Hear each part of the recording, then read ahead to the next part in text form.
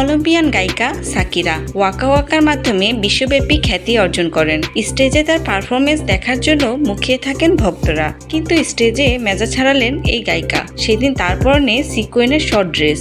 এর খানিক পর নিজের নতুন গান সোলটেরা এর সঙ্গে নাচতে শুরু করেন। সেখানেই বাধে বিপত্তি। জানা গেছে যুক্তরাষ্ট্রের মিয়ামির একটি নাইট ক্লাবে সাকিরার সঙ্গে আপত্তিকর এই ঘটনা ঘটেছে। কারণ হলো দর্শক সারিতে থাকা এক ব্যক্তি সাকিরার পোশাকের নিচের দিক থেকে ভিডিও ধারণের চেষ্টা করেন। বিষয়টি নজরে পড়ে সাকিরার।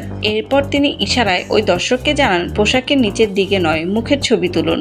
অথচ খানিক পর একই ঘটনা ঘটান ওই ব্যক্তি। এতে চরম রেগে গিয়ে মঞ্চ থেকে নেমে যায় সাকিরা। সোশ্যাল মিডিয়ায় এই ঘটনার ভিডিও ছড়িয়ে পড়েছে। সাকিরার সঙ্গে ঘটনার বিষয়টি নিয়ে জোর চর্চা চলছে নেটিজনদের মধ্যে। নেটিজনেরা এই ব্যক্তিকে গ্রেফতারের দাবি জানিয়ে লিখেছেন, যে ব্যক্তি ভিডিও ধারণ করেছিলেন তাকে যৌন হেনস্থার দায়ে গ্রেফতার করা হোক। কেউ আবার লিখেছেন, সত্যি এটি হতাশাজনক আচরণ। মঞ্চ বা মঞ্চের বাইরে শিল্পীরা ব্যক্তিগত গোপনীয়তা ও সম্মানপ্রাপ্য।